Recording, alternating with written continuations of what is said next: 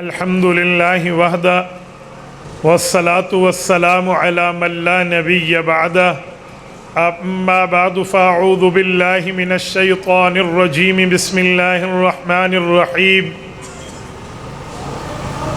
الا تنصروه فقد نصره اللہ اذ اخرجہ الذین کفروا ثانی اثنین اذ ہما فی الغار اذ یقول لصاحبہ لا تحزن ان اللہ معنا عن ام المؤمنین عائشة الصدیقہ رضی اللہ تعالی عنہا قالت قال رسول اللہ صلی اللہ علیہ وسلم لو كنت متخذا خلیلا لاتخذت ابا بکر خلیلا رواہ الامام الہمام البخاری فی صحیحہ صدق اللہ العظیم وبلغنا رسولہ النبی الأمی الکریم ونحن على ذلك لمن الشاہدین والشاکرین والحمد للہ رب العالمین۔ ہے مشکل رات نبی کی ہجرت والی، ساتھی صدیق یار غار ہے، کندھا صدیق تیرا رسول خدا سوار ہے، 3 میل کی چڑھوں گا چڑھائی میرا نبی سے اقرار ہے، رک جاؤ صدیق رک جاؤ یہی ثور غار ہے، سو گئے پیغمبر صدیق کی گود میں، صدیق اللہ کی امانت کا پہرے دار ہے، اے دشمن صدیق دیکھ دیکھ کے جل جا، رویا کر یہ پٹکا لگا، صدیق آج بھی روضہ رسول میں آباد ہے، اسی روضہ رسول میں رہتا عمر جرار ہے، جس کو مانگا نبی نے خدا سے دعا مانگ کر، آیا عمر عمر اسلام کی بہار ہے، عمر کا دشمن پیٹ پیٹ کے مرے گا، یہ ٹولہ ہے دجال کا دونوں جہاں میں خوار ہے مشکل رات نبی کی ہجرت والی، ساتھی صدیق یار غار ہے۔ معزز دوستو، آج 9 جنوری 2024 بروز منگل ہے اور مرکز اہل سنت والجماعت جامع مسجد کلاں حضرت مولوی احمد صاحب رحمۃ اللہ علیہ ولی میں ڈسٹرکٹ تنظیم اہل سنت والجماعت ڈیرہ اسماعیل خان کی طرف سے میں آپ کی خدمت میں شان ابو بکر صدیق رضی اللہ تعالیٰ عنہ کے حوالے سے چند معروضات پیش کر رہا ہوں۔ میرے دوستو، اللہ تعالیٰ کا کرم ہے، اللہ تعالیٰ نے ہمیں اس سردی کے کڑاکے کی سردی کے وقت میں بھی دین کی چند باتیں سننے کی توفیق عطا فرمائی ہے۔ آج کوئی 9 دن پورے ہو گئے ہیں 2024 کو، کل ملا کر ہم نے سورج کی زیارت کوئی 3 گھنٹے کے لیے کی ہے۔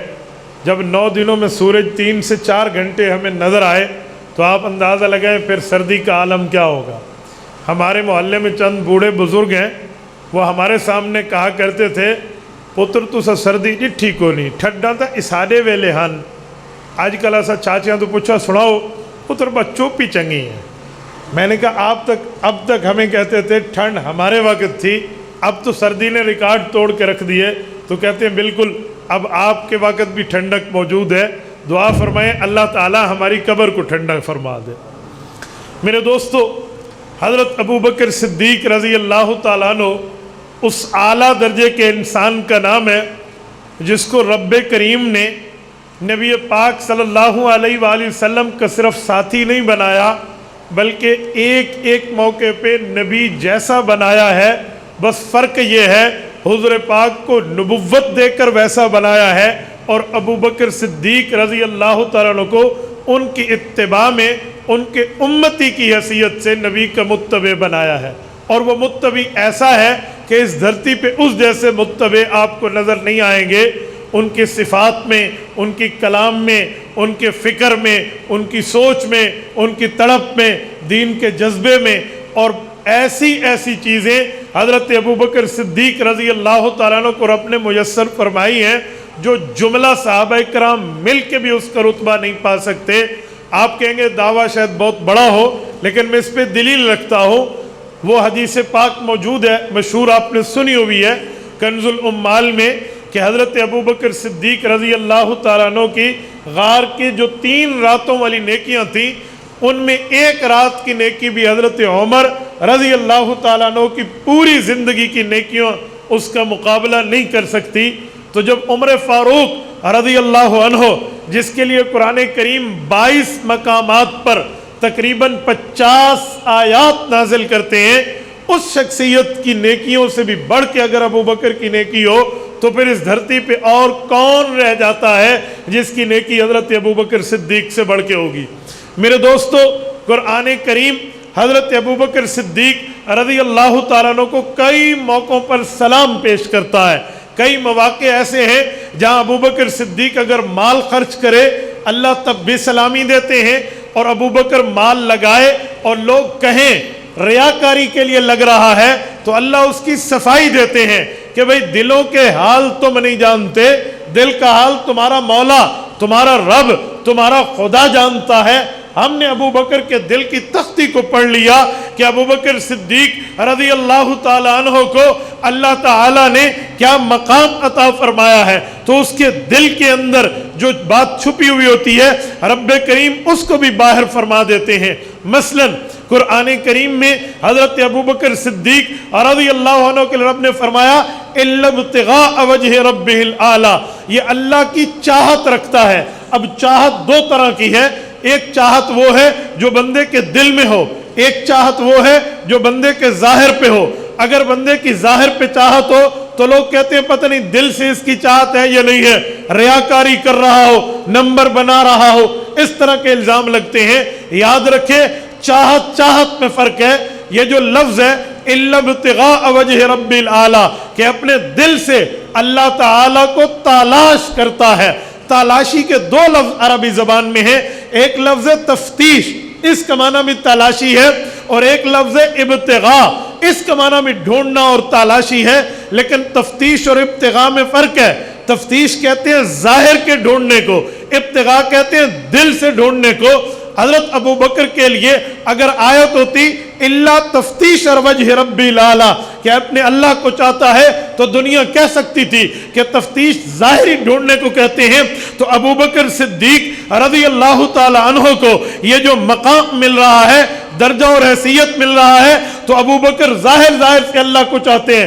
رب نے ابتغاء فرمایا، تفتیش نہیں فرمایا، فرمایا اِلَّا ابْتِغَاءَ وَجْهِ رَبِّ الْأَعْلَىٰ۔ جیسے ابو بکر کا ظاہر اللہ کو چاہتا ہے، ایسے ابو بکر کا دل بھی اللہ کی تلاش میں۔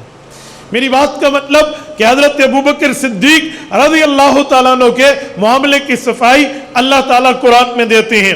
آؤ میں صدیقی وفاؤں کی چند جھلکیاں آپ کی خدمت میں رکھتا ہوں تاکہ آپ اور ہم اس نتیجے پر پہنچنے میں بڑے آسان طرح پہنچ سکیں کہ ابو بکر صدیق نبی پاک صلی اللہ علیہ وآلہ وسلم کے ساتھ مل کے جو اس دھرتی پہ دین کے کام کی بنیاد رکھنے والے ہیں، اللہ تعالیٰ نے ان کو یہ مقام میں کہاں کہاں مدحت فرمائی ہے، کہاں کہاں تعریف فرمائی ہے، کہاں کہاں اللہ تعالیٰ نے حضرت ابو بکر صدیق رضی اللہ تعالیٰ عنہ کی توصیف اور ثناخوانی خود اپنے قرآن میں کی ہے۔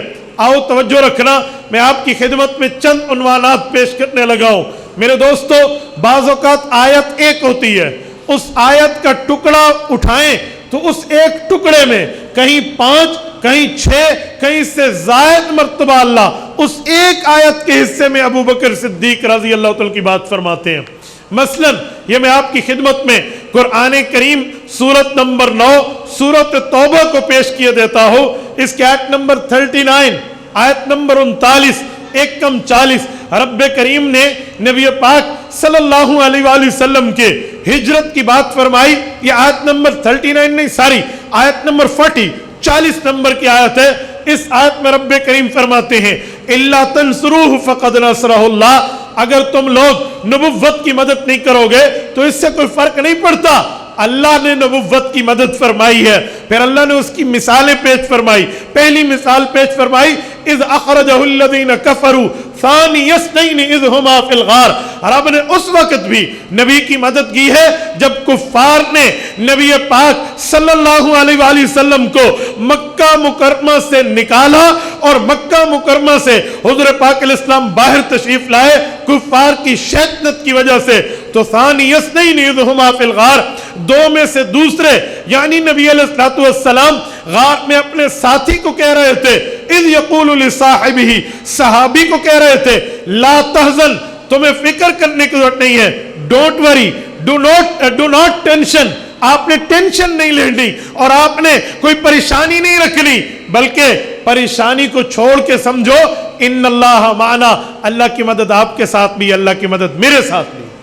اچھا پھر آگے چلیے، فرمایا فانزل اللہ سکینتہ علیہ، اللہ نے اس موقع پر سکینہ کو نبی علیہ السلام پہ نازل فرمایا، وَأَيَّدَهُ بِجُنُودٍ لَمْ تَرَوْهَا، اور اس لشکر کے ساتھ اللہ نے حضور کی مدد فرمائی جس کو عام طور پہ دیکھا نہیں جاتا، یعنی کہ فرشتے، وَجَعَلَ كَلِمَةَ الَّذِينَ كَفَرُوا السُّفْلَىٰ وَكَلِمَةُ اللَّهِ هِيَ الْعُلْيَا، اللہ نے کفار کی بات کو نیچا اور اپنی بات کو اونچا کر کے دکھایا، کیوں؟ واللہ عزیز الحکیم، اللہ تعالی غالب بھی ہیں اور پر حکمت اپنے طریقے پر اپنا کام بھی فرما دیتے ہیں۔ یہ پوری آیت ہے، اس آیت کا صرف ٹکڑا میں پڑھوں گا جس میں ابو بکر کا 5 دفعہ رب نے ذکر فرمایا ہے۔ میں نے پہلے پوری آیت پڑھی ہے، پھر میں ٹکڑا پڑھنے لگا ہوں کہ ایک آیت کی لائن بھی پوری نہیں ہے، لیکن 5 مرتبہ ابو بکر کی بات رب فرماتے ہیں۔ اللہ تعالیٰ فرماتے ہیں ثانی اثنین اذ ہما فی الغار اذ یقول لصاحبہ لا تحزن ان اللہ معنا، یہ پورے کا پوری آیت نہیں ہے، آیت کا ٹکڑا ہے۔ یہ آیت میں 5 مرتبہ اللہ تعالیٰ نے حضرت ابو بکر کے لیے بات فرمائی۔ اب نوٹ کرتے جانا، نمبر 1 ثانی اثنین، 2 تھے، 2 میں سے دوسرے حضور علیہ السلام نے حضرت ابو بکر صدیق کو فرمایا، تو ثانی اثنین میں حضور کا ذکر، حضرت ابو بکر کا ذکر۔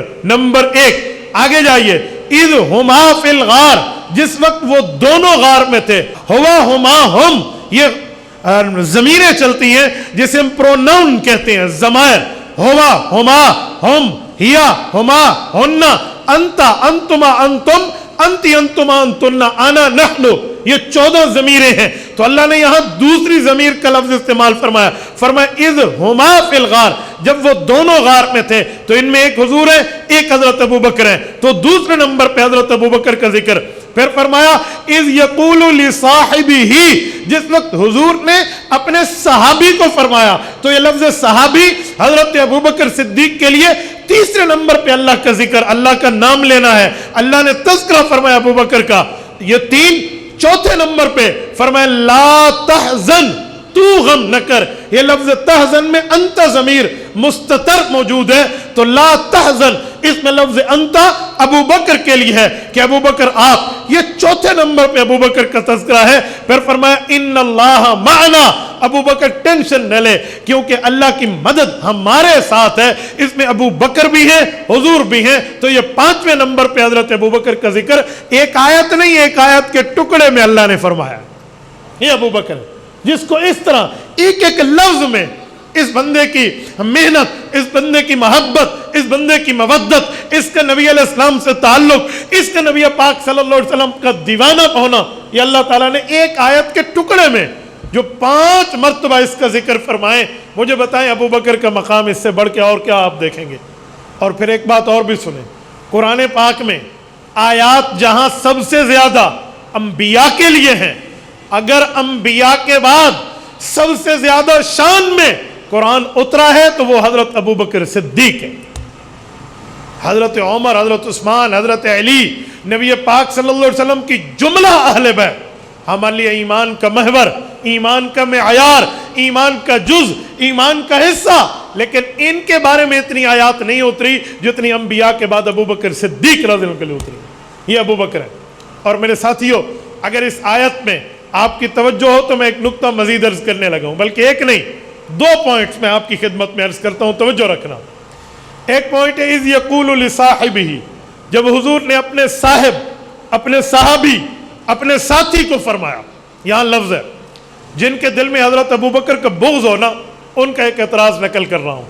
آپ اور ہم یہاں بیٹھے ہیں، یہ لائٹس جل رہی ہیں، ساری چیز مجھے روشن نظر آ رہی ہے، پوری چیزیں، اگر یہاں کوئی کالے شیشوں کی اینک لگا لیں تو یہ سارے بولیں گے، جو بھی اینک کالے شیشوں کی لگائے گا، کہ سفید بلب نہیں ہے، یہ کالا ہے۔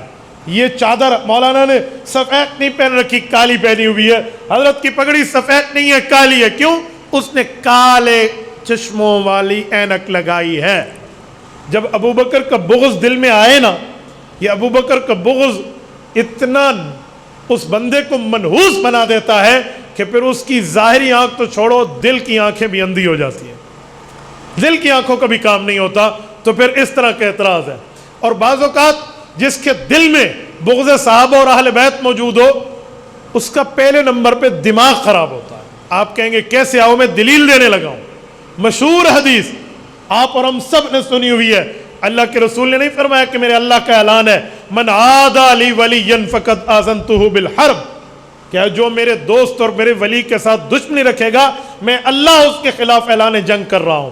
تو جب اللہ اعلان جنگ کر رہے ہیں تو پھر بدلہ کیا نکلا، نتیجہ کیا نکلا، رزلٹ کیا آیا؟ یاد رکھیں، جب دو گروپوں میں، دو افراد میں، دو شخصوں میں جنگ ہوتی ہے تو ہر شخص دوسرے کے لیے چاہتا ہے کہ میں اس کی اعلیٰ سے اعلیٰ چیز کو ضائع کر دوں۔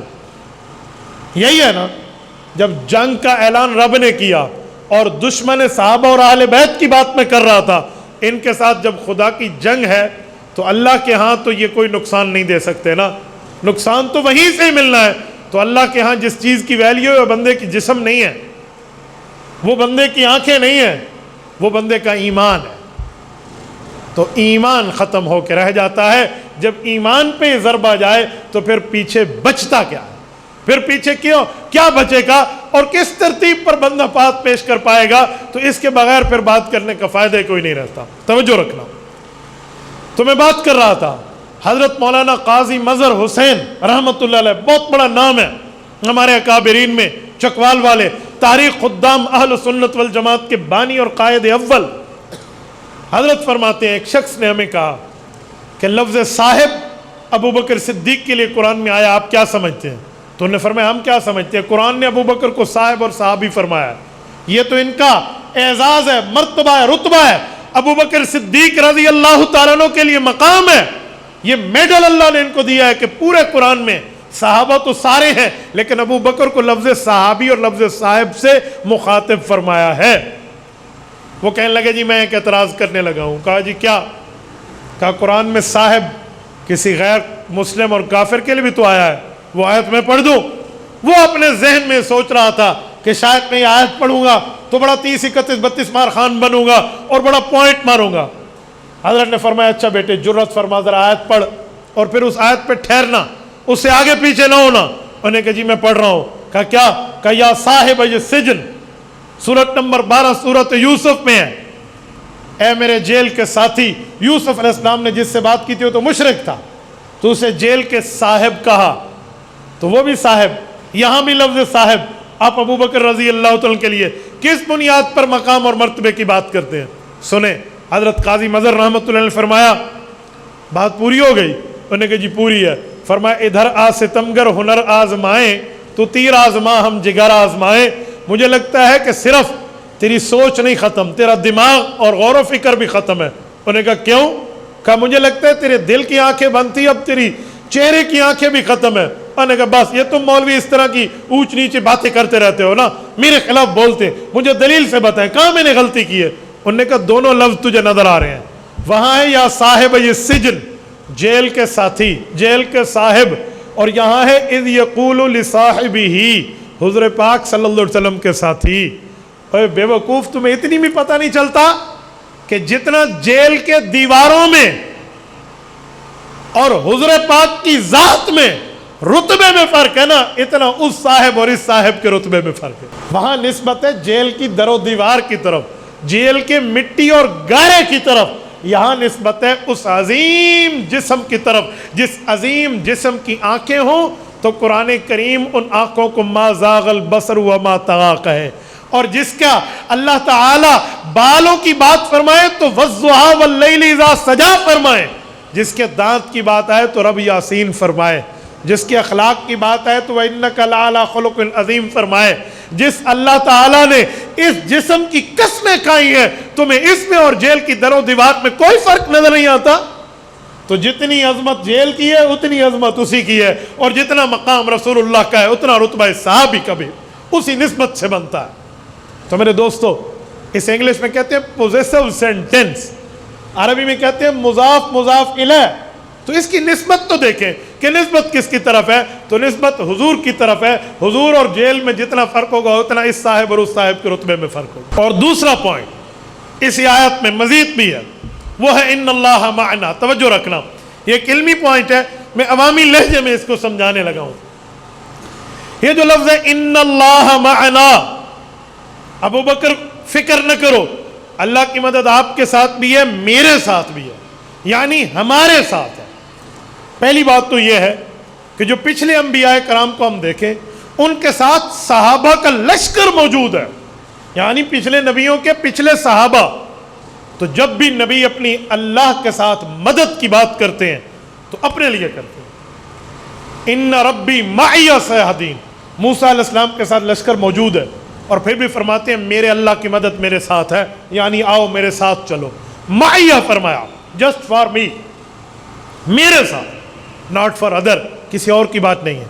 لیکن جب رتبہ حضور علیہ الصلوۃ والسلام کے صحابی کا آیا ہے نا، تو یہاں حضور یہ بھی فرما سکتے تھے لا تحزن ان اللہ معی، ابو بکر فکر نہ کر، اللہ کی مدد میرے ساتھ ہے. یوں نہیں فرما، بلکہ صدیقی رتبے میں اس مدد کے اندر حضور اور ابو بکر دونوں کو شامل کیا. فرمایا لا تحزن، ابو بکر فکر نہیں کرنا، غم نہیں کرنا، ان اللہ معنا، اللہ کی مدد آپ کے ساتھ بھی ہے، میرے ساتھ بھی ہے. پتہ ہے اس میں کیا نقطے پوشیدہ ہیں؟ کئی نقطے پوشیدہ ہیں، کئی نقطے. آپ کہیں گے کیا؟ اس میں اتنے نقطے ہیں کہ بندہ حیران ہو جائے. نمبر ایک، اس میں حضرت ابو بکر اور رسول اللہ صلی اللہ علیہ وسلم کو نسبت اتحادی کا رتبہ ملا ہے. نسبت اتحادی کسے کہتے ہیں؟ نسبت اتحادی کا معنی بظاہر یہ دو کالب ہیں، دو جسم ہیں، لیکن دونوں کی سوچ ایک جیسی ہے. مثلا حضرت رسول اللہ صلی اللہ علیہ وسلم نے بھی اعلان نبوت سے پہلے کسی بت کے سامنے سر نہیں جھکایا، اور ابو بکر صدیق نے بھی کلمہ پڑھنے سے پہلے کسی بت کے سامنے سر نہیں جھکایا. یہ دونوں کے ساتھ مدد ہے نا، تو صفات بھی دونوں کی تقریباً امتی اور نبی کا معاملہ رکھ کے بھی باقی معاملے یکساں ہیں. آؤ دوسرے نمبر پہ، جس وقت شراب حرام نہیں تھی، یوں پانی کی طرح پی جاتی تھی، کولڈ ڈرنکس کی طرح پیتے تھے. آپ اور ہم جیسے کھانے کے بعد کولڈ ڈرنکس پی لیتے ہیں، مثلا گور میں، پیپسی نہیں کہوں گا، اسرائیلی بائیکاٹ چل رہا ہے، ورنہ میں ایگزامپل دوں بھی پیپسی، کوک، 7 اپ، مرنڈا، ڈیو، ملونوں کا تو میں اپنے پیسے کے ساتھ فلسطینی بمبارمنٹ میں حصہ نہیں ڈال سکتا، تو اس لیے مثال اس کی دے رہا ہوں جو پاکستانی ہو. ٹھیک ہے، آپ اور ہم کولڈ ڈرنکس استعمال کرتے ہیں، مثلا بگ ایپل، مثلا گورمے، مثلا نیکسٹ کولا، کوئی بھی دیکھ لیں. اینوے لوگ آخر بھی گورمے والا کو پیسے کی دن، تو ایک کی بات کر رہا ہے تو میں سب کی کر رہا ہوں، جتنے پاکستانی برانڈ ہیں. ہم جیسے پیتے ہیں نا کولڈ ڈرنک، ایسے وہاں کھانے کے بعد کولڈ ڈرنک کی طرح شراب چلتی تھی، پی جاتی تھی، کوئی منع نہیں ہے.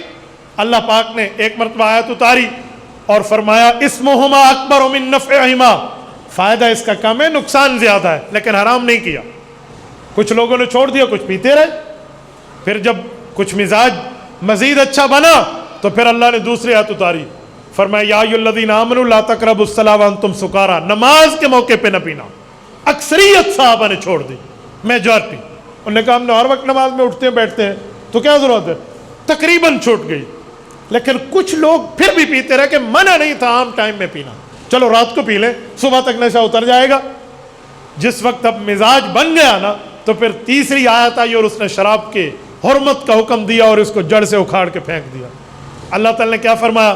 فرمایا انما الخمر والمیسر والانصاب والازلام رجس من عمل الشیطان فاجتنبوہ. پلیتی ہے یہ، شراب پیشاب کی طرح پلیت ہے، لہذا شیطانی کام ہے، اس سے بچ جاؤ. بس پھر تو اس کے بعد ایک قطرہ بھی نہیں پیا گیا. میرے دوستوں، میری بات کا مطلب ہے جب شراب پی جاتی تھی اس زمانے میں بھی نہ نبی علیہ السلام نے کبھی منہ کو شراب کا قطرہ لگایا، نہ ابو بکر صدیق نے لگایا. ان اللہ معنا، اللہ کی مدد ابو بکر تیرے ساتھ بھی ہے، میرے ساتھ بھی ہے. اب ذرا توجہ رکھنا، نبی پاک صلی اللہ علیہ وسلم فرماتے ہیں جب وحی شروع ہوئی سب سے پہلے ڈائریکٹ جبرائیل ابھی نہیں آئے تھے. اول ما بودی من الوحی الرؤیا الصالحہ، فرمایا مجھے سچے سچے خواب نظر آتے تھے. رات کو خواب دیکھتا، صبح اٹھتا سورج کی روشنی کی طرح بالکل پرفیکٹ وہی چیز ظاہر ہو جاتی جو میں نے خواب میں دیکھا تھا. خواب میں ایسے سمجھایا جاتا تھا نبی علیہ السلام کو. پھر ایک وقت آیا کہ حضرت جبرائیل آ گئے. نبی پاک علیہ السلام کے ساتھ ایسا ہے نا، ان اللہ معنا، حضرت ابو بکر کا معاملہ بھی ایسا ہے۔ امام سیوطی رحمۃ اللہ علیہ فرماتے ہیں کہ حضرت رسول اللہ صلی اللہ علیہ وسلم کو حضرت ابو بکر صدیق نے جب کلمہ پڑھا تو اس وقت آ کر ایک بات کی جو حضور نے جواب دیا تو ایک قدموں میں بیٹھ گئے۔ نبی پاک صلی اللہ علیہ وآلہ وسلم نے اعلان نبوت فرمایا اور حضرت ابو بکر صدیق ملک شام میں تھے۔ اس دوران ایک خواب دیکھا تو بڑے حیران ہوئے۔ شام کے لوگوں سے کہا کہ میں ملک سے باہر ہوں، کیا تمہارے ملک میں کوئی معبر ہے خواب کی تعبیر دینے والا؟ انہوں نے کہا جی ہے، لیکن وہ تورات انجیل والا ہے، اہل کتاب ہے۔ کہا جی مجھے لے جاؤ، کیونکہ اس وقت تو کوئی اعلان نبوت کی بات دور دور تک بھی کسی کے کان میں حضور علیہ السلام کی نبوت کی بات نہیں پہنچی تھی۔ ہاں جنہوں ان کے پاس پرانی کتابیں تھیں ان کو سب کچھ پتا تھا۔ تو حضرت ابو بکر صدیق ایک راہب کے پاس گئے اور اس کو بتایا میں نے رات یہ خواب دیکھا ہے۔ تو اس نے خواب دیکھا کہ واقعی شیخ آپ نے دیکھا؟ کہ جی میں نے دیکھا۔ وہ حضرت ابو بکر صدیق کو دیکھے اور تعبیر دینے کے لیے اس نے پر تولے تو حضرت صدیق اکبر نے فرمایا بتاؤ کیا مسئلہ ہے؟ انہوں نے کہا جو ہماری کتابوں میں خوشخبری آئی ہے نا پہلی تورات انجیل زبور میں کہ جو آخری نبی آئیں گے، انت وزیر اللہ فی حیاتہ و خلیفتہ بعد وفاتہ، جب تک وہ اس دھرتی پہ رہیں گے تو اس کا وزیر رہے گا، اور پھر رب تجھے اس کی نبوت کے دین کے پیغام پہنچانے میں تکمیل کا کام لے کر تجھے کچھ عرصہ کے لیے ان کی جانشینی کا شرف بھی حاصل ہوگا۔ یعنی جو 2.5 سال خلافت حضرت صدیق اکبر کی، حضرت صدیق اکبر نے خواب دیکھا اور پھر اس دھرتی پہ کسی کو نہیں بتایا، خاموش ہوئے، تجارت کا پروفٹ اپنا لیا اور واپس مکہ مکرمہ ادھر پہنچے ہیں تو لوگوں نے حضرت ابو بکر صدیق کو فرمایا کہ لوگوں ابو بکر آپ کو پتہ ہے آپ کے جو دوست ہیں نبی علیہ السلام اور ان کی عمر میں صرف 2.5 سال کا فرق ہے، کہ جو آپ کے ساتھی ہیں کہ محمد صلی اللہ علیہ وسلم 40 سال کی عمر حضور کی پوری اور ان کی 37.5 سال ہے۔ تو کہا آپ کو پتہ ہے؟ انہوں نے اعلان کر دیا کہ میں اللہ کا نبی ہوں، مجھے اللہ نے نبوت دے کر بھیجا ہے۔ کہا اچھا، کہا ٹھیک ہے، کہا جاؤ گے؟ کہا جاؤں گا۔ حضرت صدیق اکبر رضی اللہ عنہ گئے اور نبی پاک علیہ الصلوۃ والسلام سے عرض کیا مد دلیل علی ما تدعی، کچھ دلیل بھی تو ارشاد فرما دیں، آپ نے دعوت تو فرما دیا ہے۔ اب یہ کلمہ پڑھنے کا وقت تھا، یہ دلیل اعتراض کے طور پہ نہیں مانگی تھی، میں اس کا بھی جواب آگے جا کر دیتا ہوں، صرف یہ کہا کوئی دلیل تو ارشاد فرما دیں، میں بھی کلمہ پڑھنے لگا ہوں۔ تو حضور نے فرمایا اچھا ابو بکر دلیل چاہیے؟ اللہ تعالیٰ نے حضور پاک علیہ السلام پر کھول دیا تھا، فرمایا الدلیل علی ما ادعی رؤیا کاللتی رأیتہ فی الشام، کہ اور دلیلیں تو چھوڑ، شام میں خواب تو نے دیکھا تھا، پھر دلیلیں مجھ سے پوچھ رہا ہے۔ انہیں ہاتھ نبی علیہ السلام نے آگے بڑھا اور ابو بکر نے کلمہ پڑھ لیا رضی اللہ۔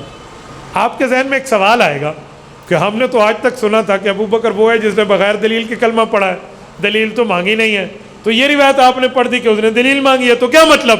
بھائی یہ دونوں باتیں ٹھیک ہیں۔ آپ کہیں گے کیسے؟ میں مثال دے رہا ہوں، توجہ رکھنا۔ آپ کے صاحبزادے کا کیا نام ہے قاری صاحب؟ عبدالہادی، جن نے قرآن کریم پڑھا ہے۔ میں ان سے پوچھتا ہوں توجہ کہ بھائی فاروق آپ کے صاحبزادے عبدالہادی نے قرآن کریم پڑھا ہے؟ یہ کہیں گے جی ہاں۔ مجھے یقین ہے، میں ان کو جھوٹا نہیں کہہ رہا، لیکن دل کے خوش کرنے کے لیے میں کہوں گا بیٹا 2 آیات تو سنا دو۔ اب بچے نے 2 آیات سنا دینے ہیں، مجھے بتائیں جو میں نے اسے کہا کہ مجھے 2 آیات سنا دیں، مجھے مولانا کی بات پہ جھوٹے ہونے کا گمان تھا کہ قاری صاحب جھوٹ بول رہے ہیں؟ نہیں، بلکہ میں نے دل کی راحت اور تسکین کے لیے آیات ان سے سنی ہے۔ ابو بکر نے نبوت سے دلیل نہیں مانگی، ابو بکر دیکھ چکے تھے۔ ابو بکر نے جو بات کی ہے وہ دنیا کو بتانے کے لیے اور اپنے دل کی مزید تسلی کروانے کے لیے کہ دیکھو جس پر ایمان لا رہا ہو اس کی شان اتنی ہے کہ اللہ اسے آسمان سے خبریں دیتا ہے۔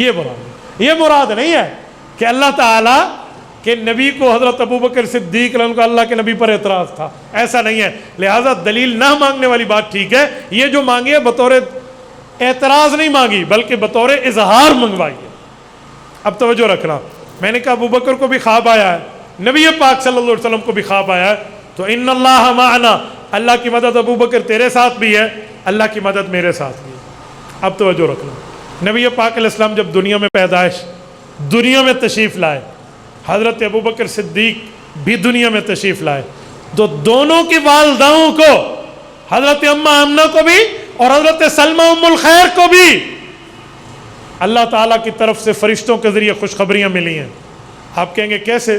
حضرت اماں آمنہ فرماتی ہے جب نبی علیہ السلام میرے پیٹ مبارک میں تھے تو ما شعرت انی حملت بہ، مجھے کوئی تکلیف محسوس نہیں ہوئی کہ جیسے بچہ پیٹ میں ہو تو تکلیفیں ہوتی ہیں، ایسا کچھ بھی نہیں تھا، یہ اشارہ تھا۔ اس طرح کئی نشانیاں اور بھی ہیں۔ آئیں ذرا حضرت ابو بکر پہ، ان کی اماں بتاتی ہیں جب ابو بکر پیدا ہوئے ان کے ابا باہر سفر میں تھے، حضرت ابو بکر صدیق پیدا ہوئے تو فرشتوں نے مجھے بھی تسلی دی کہ کیا؟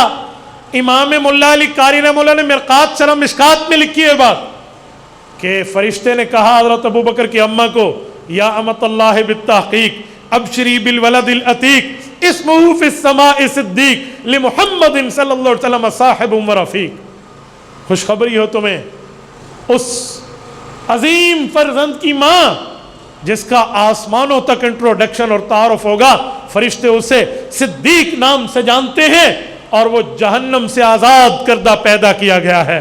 یاد رکھنا ایک شخص آئیں گے جن کا نام محمد صلی اللہ علیہ وسلم ہوگا، دنیا میں ان کا ساتھی ہوگا اور ان کا دوست ہوگا۔ ان اللہ معنا، ابو بکر کے ساتھ بھی مدد اللہ کی، حضور کے ساتھ بھی مدد اللہ کی۔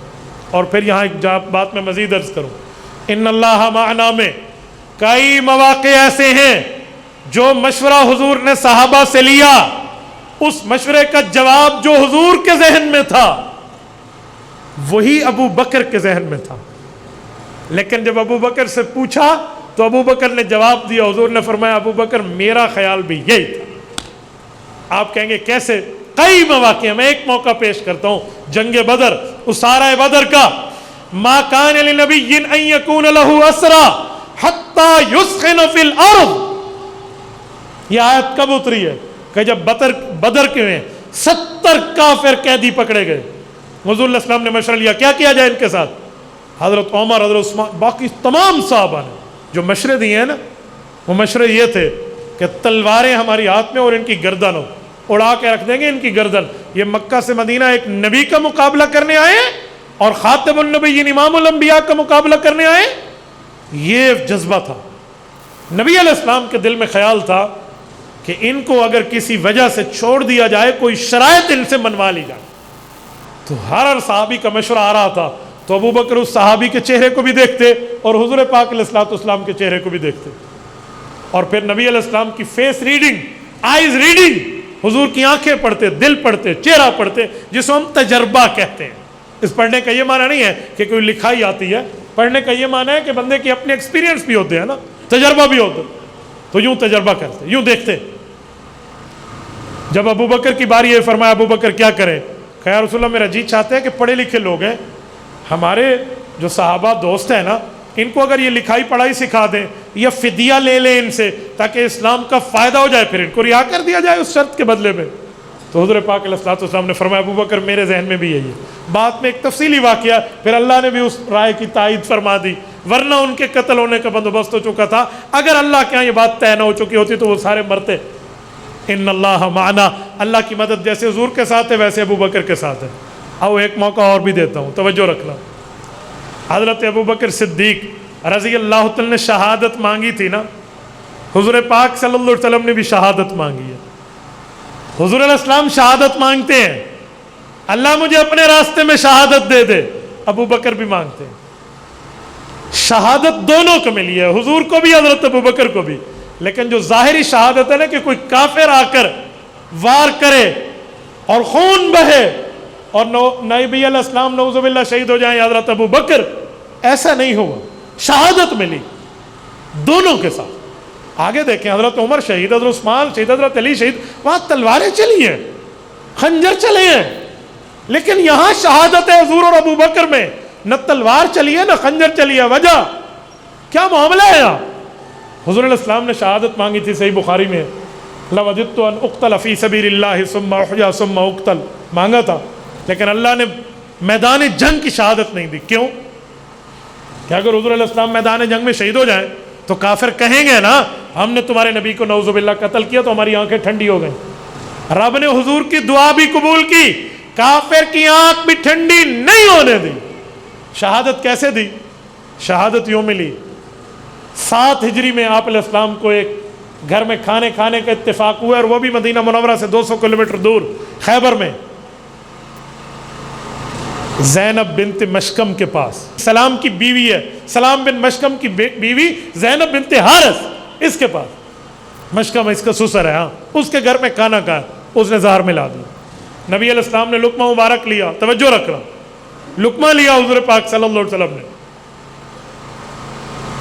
زہر والی بوٹی بول اٹھی، یا رسول اللہ میں زہر آلود ہوں۔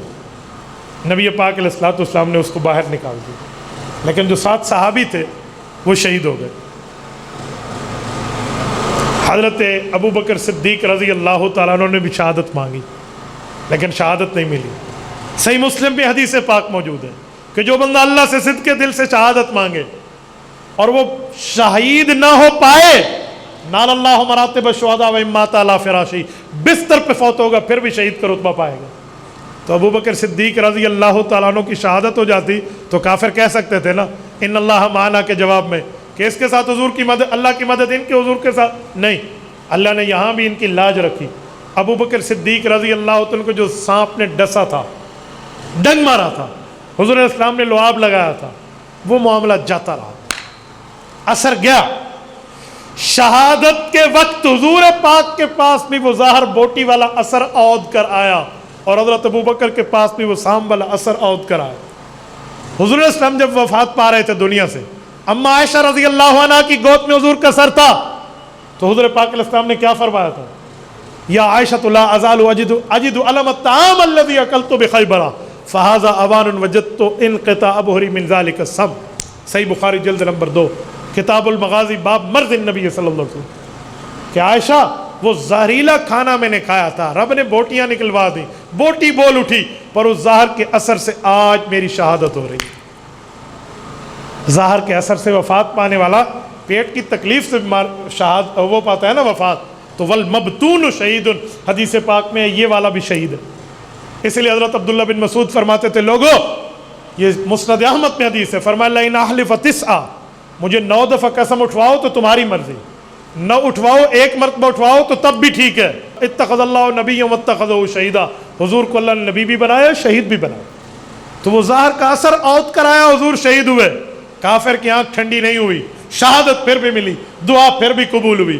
اور ابو بکر صدیق کی وفات کے وقت بھی وہی زہر کا اثر وہ سانپ والا عود کرایا، کافر کے ہاتھوں قتل نہ ہوئے لیکن دل کی دعا قبول ہوئی، پھر بھی شہادت ملی ہے بستر پہ۔ تو ان اللہ معنا، مدد حضور کے ساتھ بھی ہے، ابو بکر کے ساتھ۔ کئی مواقع اور بھی پیش کیا جا سکتے ہیں کہ وفات سے 3 دن پہلے حضرت رسول اللہ کو بخار ہوا ہے، وفات سے 3 دن پہلے حضرت ابو بکر صدیق کو بخار ہوا ہے۔ یہ بھی کہا جا سکتا ہے کہ جس پر چارپائی پہ حضرت رسول اللہ کا جنازہ مبارک اٹھایا گیا ہے، اسی چارپائی پہ حضرت ابو بکر کو اٹھایا گیا ہے۔ اور یہ بھی کہا جا سکتا ہے کہ حضور پاک علیہ الصلوۃ والسلام کے نواسے کو بھی ظالموں نے مظلوماً شہید کیا، حضرت حسین، اور حضرت ابو بکر صدیق کے نواسے حضرت عبداللہ بن زبیر کو بھی ظالموں نے شہید کیا۔ کئی باتیں کی جا سکتی ہیں جو تفصیل طلب ہے، لیکن میں نے اس آیت کو کھولا ہے، ان اللہ معنا، ابو بکر اللہ کی مدد تیرے ساتھ بھی ہے، میرے ساتھ بھی ہے۔ آپ بھی سن رہے ہیں، خطبہ حضرات، باقی علماء بھی، میری گفتگو براہ راست پوری دنیا میں دیکھی جا رہی ہوتی ہے تو حضرات سن رہے ہوتے ہیں، تو اس پر عالم مزید بھی تفصیل پیش کر سکتا ہے۔ ابو بکر صدیق کو جو تسلی دی گئی کہ ان اللہ معنا، اس میں کئی چیزوں کی معیت ہے جو حضور اور ابو بکر میں ہے، اسے کہتے ہیں نسبت اتحادی حاصل ہے حضرت ابو بکر کو نبی پاک صلی اللہ علیہ وسلم۔ میرے دوستو، سیدنا ابو بکر صدیق رضی اللہ تعالیٰ کا یہ مرتبہ، یہ درجہ، یہ حیثیت، یہ مقام، یہ ویلیو حضرت ابو بکر کی ہے، تو اللہ تعالیٰ نے حضرت ابو بکر صدیق کو یہ مقام عطا فرمایا تھا۔ ہم نے اسی حوالے سے آپ کی خدمت میں یہ چند پوائنٹس اس بنیاد پر آپ کی خدمت میں رکھے ہیں کہ حضرت ابو بکر صدیق رضی اللہ تعالی عنہ کا مقام، مرتبہ کیا ہے۔ ہمیں چاہیے ہم ابو بکر نام کو عام کریں، جتنا ہو سکے عام کریں، ابو بکر نام ہی رکھا کریں۔ ہمارے یہاں ڈیرہ اسماعیل خان میں کوئی عجیب لفظ ہے، لوگ 2 4 5 10 نام اور بھی ساتھ ملاتے ہیں، تو وہ ہٹ کے صرف ایک ہی نام رکھا کرو کہ ابو بکر، سب سے اچھا نام یہی ہے۔ تو اس ناموں کے ساتھ کچھ اور نام آپ نے ادھر ادھر کے ملانے ہیں تو اس سے بہتر ہے پھر وہ نام نہیں بن پائے گا۔ ابو بکر نام میں اتنی وفائیں موجود ہیں نا کہ آج تک کوئی جملہ بندہ کہتا ہے تو فوراً سمجھ آتا ہے کہ کہہ آ رہا ہے۔ یہ جو کہتے ہیں نا کہ اس بندے کی اس بندے سے بڑی اچھی دوستی ہے، تو کیا کہتے ہیں؟ یہ اس کا یار غار ہے۔ تو یار غار کیوں کہتے ہیں؟ یہ بتایا جا رہا ہے کہ یار غار کا مطلب یہ ہے کہ یار غار والی جو یاری ہے وہ سچی یاری ہے، اس یاری میں کوئی دو نمبری نہیں ہے۔ ایسے ہی ابو بکر اور حضور پاک کی جو یاری ہے اس میں بھی کوئی دو نمبری کی بات نہیں ہے۔ اللہ نے ان کو اتنا ایک دوسرے کے معاملات میں اتنا باوفا اور با ترتیب رکھا ہے کہ یقین مانیے جو ابو بکر صدیق رضی اللہ تعالیٰ عنہ نے دعا غار میں بیٹھ کے مانگی تھی کہ مولا مجھے حضور سے کبھی نہ کرنا جدا، یہ دعا اتنی قبول ہے کہ روضہ نبوی میں وہ غار والا پہرا مزار میں بھی برقرار۔ ٹھیک، ان اللہ معنا میں کئی باتیں مزید کی جا سکتی ہیں، لیکن میں اسی پر آپ کی خدمت میں اکتفا کروں گا۔ اللہ پاک آپ کو اور ہمیں صراط مستقیم عطا فرمائے۔ حضرت ابو بکر صدیق رضی اللہ تعالیٰ عنہ کی فضیلت کو مزید عام کرنے کی، پھیلانے کی، ان کی باتوں پہ عمل کرنے کی توفیق عطا فرمائے۔ اقول قولی ھذا واستغفر اللہ وآخر دعوانا ان الحمد للہ رب العالمین۔ یہ کہتے ہیں انجینئر مرزا کہتا ہے کہ حضرت ابو بکر اور حضرت علی کے بارے میں خاموشی اختیار کرنی چاہیے، دونوں کا رتبہ ایک جیسا ہے، روشنی ڈالیں۔ یار وہ اوٹ پٹانگ بولتے رہتے ہیں، اس کو ککھ بھی نہیں پتہ۔ کل میں اس کا ایک کلپ ایک دوست کو سنوایا، وہ سن رہا تھا، اس میں اس نے کہا کہ حضور پاک علیہ السلام نے فرمایا ہے کہ شیطان بھی اچھی بات کرے تو اس کو لے لو۔ یہ لفظ اگر وہ حدیث پاک سے دکھا دے تو مدینہ طیبہ سے گھڑی تحفے میں لایا ہوں، اس کو دے دوں۔ ان کا ابا بھی نہیں پیش کر سکتا۔ وہ جو حدیث ہے نا کہ شیطان نے سچی بات بتائی تھی حضرت ابو ہریرہ کو اور انہوں نے مان لیا تھا، اس حدیث میں یہ لفظ نہیں ہے کہ شیطان جو اچھی بات بتائے تم لے لو، اس میں یہ لفظ نہیں ہے۔ اس نے حضور پاک علیہ السلام پہ اپنی طرف سے بنائے ہوئے لفظ ٹھونکے ہیں۔ اور آپ بتائیں جو حدیث میں آتا ہے کہ من کذب علی متعمدا فلیتبوأ مقعدہ من النار، جو نبی پر جان بوجھ کے جھوٹ بول رہا ہو اس کا ٹھکانہ جہنم میں ہے، تو آپ اس کو جیل میں کہہ رہے ہیں، میں تو جہنمی کہہ رہا ہوں۔ تو ایسی بندے کی باتیں آپ کرتے ہیں۔ جو کہے حضرت ابو بکر اور حضرت علی المرتضیٰ رضی اللہ عنہ کا رتبہ ایک جیسا ہے، بے وقوف کو اتنی بات بھی سمجھ نہیں آتی کہ ابو بکر نبی پاک صلی اللہ علیہ وسلم کے سسر ہیں، حضرت علی المرتضیٰ نبی پاک کے داماد ہیں۔ سسر کا رتبہ کیا ہوتا ہے، داماد کا رتبہ کیا ہوتا ہے؟ کس بنیاد پر آپ بات کر رہے ہیں؟ اور حضرت ابو بکر صدیق رضی اللہ عنہ کو حضور پاک علیہ السلام نے امت کا امام بنایا تھا اور فرمایا تھا مروا ابا بکر فلیصلی بالناس، حضرت ابو بکر کو کہو کہ وہ نماز پڑھائے۔ اس موقع پہ اماں عائشہ رضی اللہ عنہ کی صحیح مسلم میں حدیث موجود ہے، انہوں نے عرض کیا تھا یا رسول اللہ میرا ابا بڑا نرم دل والا ہے۔ عائشہ آپ کہنا کیا چاہتی ہو؟ یا رسول اللہ وہ آپ کے مصلی کو خالی دیکھے گا تو برداشت نہیں کر پائے گا۔ آپ کی بات کا مطلب یا رسول اللہ میں کہنا چاہتی ہوں حضرت عمر کو فرما دیں وہ نماز پڑھائے، جری ہے۔ حضور پاک نے کیا فرمایا تھا؟ ما یاب اللہ والمؤمنون ما خلا ابا بکر، فرمایا عائشہ نہ اللہ راضی ہوتا ہے نہ اللہ والے راضی ہوتے ہیں، رضا ملے گی تو ابو بکر مصلی پہ آئے گا تب ملے گا۔ آپ کیسے برابر کی بات کرتے ہیں؟ یہ جو حدیث پاک میں ہے حضور پاک علیہ السلام نے فرمایا جامع ترمذی میں ہے کہ ما عندنا یدن الا وقد کافینا، جس نے ہم پہ احسان کیا میں نے اس احسان کا بدلہ اسے دنیا میں دیا ہے۔ ما خلا ابا بکر یکافئہ اللہ بہا یوم القیامہ، ابو بکر واحد ہے جس بندے کے احسان کا بدلہ میں نے دنیا میں نہیں دیا رب سے قیامت میں لے کر دوں گا۔ آپ کیسے کہتے ہیں ابو بکر؟ یاد رکھیں ہجرت کی رات لوگوں کی امانتوں کی پہرہ داری حضرت علی المرتضیٰ رضی اللہ عنہ کے حوالے کی ہے، اور اللہ کی امانت کی پہرہ داری اللہ نے حضور پاک جو اللہ کی امانت ہے ان کی پہرہ داری حضرت ابو بکر کے حوالے کی ہے۔ یار وہاں لوگوں کی امانتیں لوٹانے کی بات ہے، تب بھی دیانت داری کی ضرورت تھی تو حضرت علی المرتضیٰ کو طلب فرمایا۔ یہاں اللہ کی امانت کے پہرہ داری کی ضرورت ہے، یہاں ابو بکر کو طلب فرمایا۔ کچھ تو سمجھے۔ اور حضرت ابو بکر نے 2.5 سال حضرت علی کو، حضرت علی کے دونوں بیٹوں کو نمازیں پڑھائی ہیں امام بن کے مسجد نبوی میں، جمعے بھی پڑھائے ہیں، جنازے بھی پڑھائے ہیں، عیدین بھی پڑھائی ہیں۔ اور حضرت عمر نے 10 سال، حضرت عثمان نے 12 سال، پھر نمبر حضرت علی کا۔ آپ کیسے کہتے ہیں برابری کی بات ہے؟ تو اس عنوان پہ تو مستقل ایک تقریر چاہیے، لیکن ایسے بیوقوف اور عقل کے بدھوؤں کی بات آپ مجھے لکھ کے بھیجتے ہیں۔ اس بیچارے کو تسا الچٹو ملل ڈگری وے دین دا علم تسا سنگھا کو نہیں ڈٹھا کو نہیں، نظر بھی نہیں آیا، آپ نے دیکھا بھی نہیں ہے، تو آپ کو ککھ پتہ ہے؟ مفتی صاحب میرا نام حافظ اصفر رفیق ہے، میں اسلامیہ کالج کا طالب علم ہوں۔ میرا سوال ہے، جب اللہ رب العزت نے انسان کو وجود دیا تھا تو فرشتوں نے عرض کیا تھا یا اللہ یہ دنیا میں جا کے گناہ اور فساد کریں گے، تو حضرت میرا سوال ہے غیب کا علم تو صرف اللہ کو ہے، تو فرشتوں کو کیسے پتہ چلا تھا؟ ذرا تفصیل سے جواب دے دیں۔ بہت اچھا سوال آپ نے کیا، اللہ آپ کو خوش رکھے۔ دیکھو غیب کا علم یقیناً اللہ کے پاس ہے، لیکن جو فرشتوں نے یہ بات کی تھی نا کہ یہ لوگ زمین میں جا کے فساد کریں گے، وہ اسی لیے کی تھی کہ انسان سے پہلے اللہ نے جنات کو پیدا کیا تھا، اور جنات روز لڑتے تھے ایک دوسرے کے ساتھ، فساد کرتے تھے، اور فرشتے اوپر سے ان کو دیکھتے تھے کہ ان نے کیا تماشا لگایا ہوا ہے۔ تو انہوں نے یہ سوچا تھا کہ اسی بنیاد پہ عرض کر دیں کہ یا اللہ کہیں انسانوں کا معاملہ یہ تو نہیں ہوگا، لیکن رب کریم نے فرمایا میں نے انسان کو علم کے لیے انتخاب کیا ہے۔ ٹھیک ہے، اگر آج کل ہم یہ خواہ کی لڑائیاں کریں گے تو والی سارے کل جین نہیں چنگے آن حالت فرشتے قیامت عیسیٰ کو آگ سے بچڑے اوے ہوئے نا آکھا سے اللہ صحیح کوئی میں کریں دے کھڑے تو تو سا چاندے میں بھئی تانا نہ ملے تو وال بندے دا پوتر بڑھ کے بندہ دنیا در آوے۔ اگر انسان چاہتا ہے کہ مجھے یہ نہ ملے تو پھر انسان کا بچہ ہی رہے نا۔ تو انہوں نے وہاں دیکھا تھا جنات کو، اس دیکھا دیکھی کے تجربے پر انہوں نے بات کی تھی۔ اللہ پاک آپ کو رم صراط مستقیم عطا فرمائے۔ جزاکم اللہ تعالی۔ اقول قولی ھذا واستغفر اللہ وآخر دعوانا ان الحمد للہ رب العالمین۔